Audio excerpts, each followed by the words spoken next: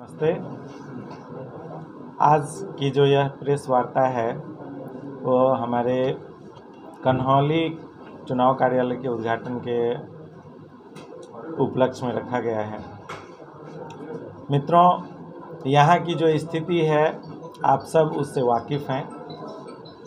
यहाँ 10 साल से भारतीय जनता पार्टी के सांसद थे और 10 साल में मुजफ्फरपुर का कुछ भी विकास नहीं हुआ है। डेवलपमेंट के नाम पे यहाँ कोई काम हुआ ही नहीं है, बल्कि हमारा मुजफ्फरपुर जहाँ पहले था उससे पीछे गया है।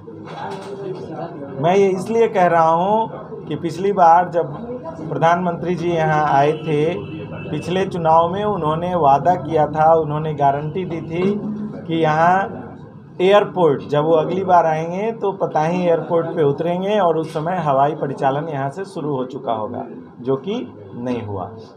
दूसरी गारंटी जो उन्होंने दी थी वो चीनी मिल के संबंध में कहा था कि मोतीपुर का चीनी मिल और गुड़ौल का चीनी मिल दोनों खुल गया रहेगा, यहाँ से उत्पादन शुरू हो जाएगा और जब हम चाय पियेंगे, प्रधानमंत्री जी का यह कथन है कि जब हम चाय पियेंगे तो गुड़ौल में बनी चीनी की ही चाय पियेंगे। अब इस बार आज तो आए हैं, पता नहीं किस हवाई अड्डे पे उतरे हैं, पता नहीं कौन सी चीनी की चाय पिए हैं, लेकिन ये दोनों गारंटी उनकी फेल हो चुकी है। जो सांसद महोदय हैं वह भी पूरी तरह विफल हैं, निष्क्रिय हैं, कहीं वो दिखते नहीं, न क्षेत्र में दिखते हैं और काम तो करते ही नहीं। अच्छा, क्षेत्र में अगर नहीं दिखते तो संसद में दिखना चाहिए, तो 10 साल में संसद में भी नहीं दिखे, चाहे वो प्रश्नकाल हो या शून्यकाल हो, कभी कोई सवाल नहीं पूछा।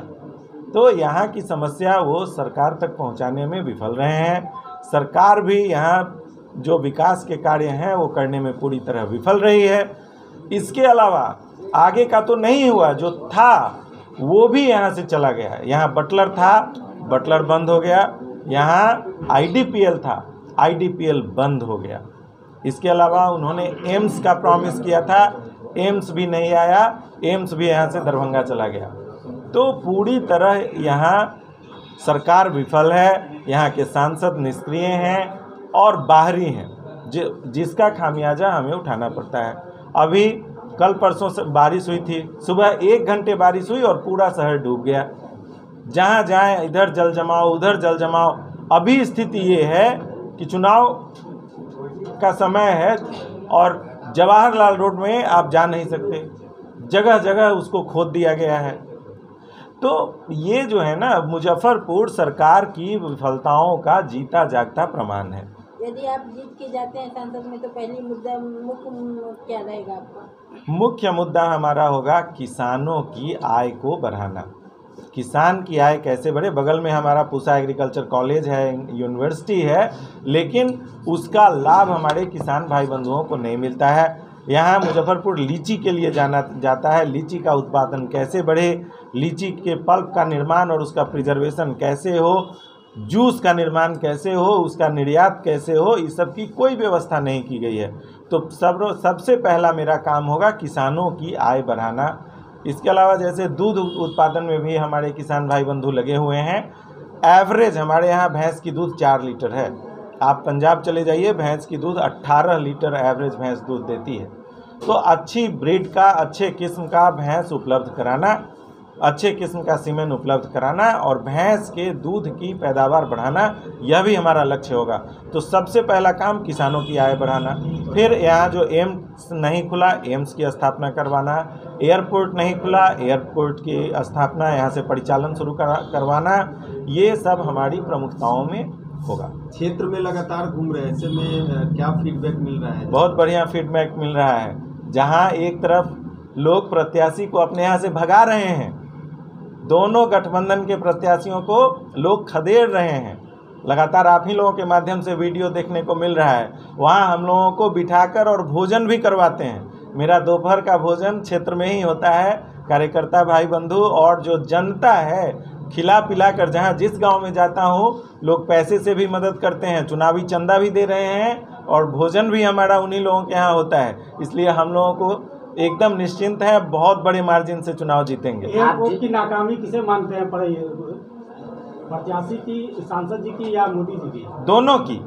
दोनों की, इस हम्माम में सभी नंगे हैं, दोनों नहीं तीनों की यहाँ के राज्य सरकार की, केंद्र सरकार की और स्थानीय सांसद की, यह तीनों की नाकामी है। स्थानीय सांसद ने उसके लिए प्रयास नहीं किया, राज्य सरकार ने जब प्रयास नहीं हुआ तो ज़मीन नहीं उपलब्ध कराया, और अगर ज़मीन उपलब्ध राज्य सरकार ने नहीं किया, उपलब्ध कराया, तो केंद्र सरकार ने फॉलो अप क्यों नहीं किया? आपने वादा किया था, आपने गारंटी दी थी, फिर आपके काहे की गारंटी? फिर सिर्फ कहने के लिए गारंटी है? अगर आप गारंटी देते हो तो उसकी व्यवस्था होनी चाहिए, उसका फॉलो अप होना चाहिए। राज्य सरकार ने अगर नहीं उपलब्ध कराया तो क्या आपने कोई रिमाइंडर भेजा? आपने यहाँ के सांसदों की कभी बैठक ली? कोई बैठक आपने नहीं ली। 39 सांसद कैसे लगाएंगे? 5 किलो फ्री अनाज से कैसे लगाएंगे? 5 किलो सड़ा हुआ अनाज देते हैं। 5 किलो अनाज के बदले अगर एक आदमी को रोजगार परिवार में दे दिए हुए रहते तो वह ज़्यादा अच्छा होता। 5 किलो अनाज देते हैं लेकिन वह अनाज सड़ा हुआ रहता है। वो गाय भैंस को भी लोग खिलाते हैं, बड़ी मुश्किल से गाय भैंस वो अनाज खाता है, वो आदमी के खाने लायक तो नहीं रहता। अच्छा, बोलते हैं कि कोरोना में हमने लाखों जिंदगियां दी है, वैसे आप पेशे से डॉक्टर भी हैं, क्या कहेंगे? मैं हॉस्पिटल का संचालक हूँ। कोरोना में ज़िंदगी ऊपर वाले देते हैं, ज़िंदगी देना और लेना ऊपर वाले का काम है। नीचे वाला कुछ न दे सकता है न ले सकता है, इसलिए ये सब कहने सुनने की बात है। ऐसा ही था तो अब जो कोविड का सर्टिफिकेट मिलता था उस पर मोदी जी का होता था ना फोटो। अब क्यों फोटो गायब है? अब क्यों फोटो गायब है? कोविड शील्ड जो आपने दिया, अभी पता चल रहा है आप इन लोगों के माध्यम से, मीडिया के माध्यम से, कि वो डिफेक्टिव था। आपने डिफेक्टिव दे करके लोगों की जान से खिलवाड़ किया है। और आपको और भी बता दूं तो दूसरा टीका अगर आपने लोगों ने लिया होगा तो दूसरा टीका लेने के बाद 80% लोगों के ईसीजी में चेंज आ गया था। 80%, या तो हार्ट अटैक हो गया, हार्ट अटैक नहीं भी हुआ तो ईसीजी में चेंज 80% लोगों के ईसीजी में चेंज हो गया। तो वह तो डिफेक्टिव था, हम लोग शुरू से जानते थे। लेकिन अब सरकार है और तानाशाही चल रही है, कुछ आप अगेंस्ट बोलिएगा तो मीडिया चैनल को भी बंद किया जा रहा है। अभी ऐसी सरकार कांग्रेस के ज़माने में भी नहीं थी। सारे तंत्र को पंगु बना दिया गया है, कैप्चर कर लिया गया है, मीडिया स्वतंत्र नहीं है, कोई आवाज़ नहीं उठा सकता है। बहुत स्थिति विचित्र है। आप जिस समाज से आते हैं और जिस क्षेत्र का प्रत्याशी है, ऐसे में आपके साथ आपके समाज है, मेरा समाज मेरे साथ पूरी दृढ़ता से खड़ा है। और मेरा ही समाज नहीं, हम लोग अल्पसंख्यक और बहुसंख्यक के बीच की खाई भी पाट रहे हैं और अग्रे और पिछड़े के बीच की भी खाई पाट रहे हैं। बहन मायावती जी का सपना है और उनका नारा भी है कि सर्वजन हिताय सर्वजन सुखाय।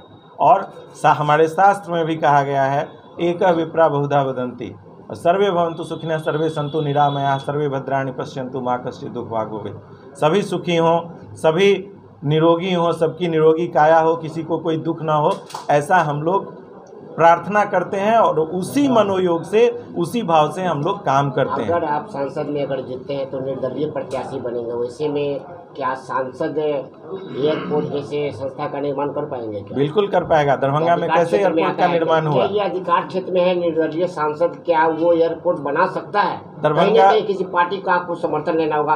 मैं निर्दलीय नहीं हूँ। पहले तो आपको बता दूं कि मैं निर्दलीय नहीं हूँ, मैं बहुजन समाज पार्टी का प्रत्याशी। तो 2 धड़े की लड़ाई चल रही है, वैसे में बसपा का कोई महत्व नहीं रह जाता है। ऐसे भी ऐसी बात आप मत बोलिए। ये हमारी पार्टी राष्ट्रीय पार्टी है, आप ऐसे कैसे कह सकते हैं कि महत्व नहीं है? हमारी पार्टी राष्ट्रीय पार्टी है। बचाने की लड़ाई चल रही है और हाथ के हालात बदलने की बात चल रही है, वैसे में बसपा तो कहीं केंद्र में दिख नहीं रहा। अच्छा, एक पार्टी जीतेगी तो देश बचेगा और दूसरी पार्टी जीतेगी तो देश डूब जाएगा।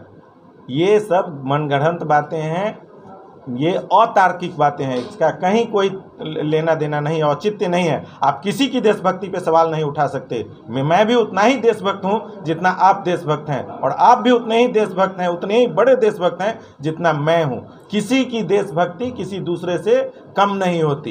ये चिकित्सा जगत से आप जुड़े हैं। शहर भी बीमार है तो शहर को भी तो ठीक करना पड़ेगा। डॉक्टर तो सड़क, बिजली, पानी सबकी समस्या है।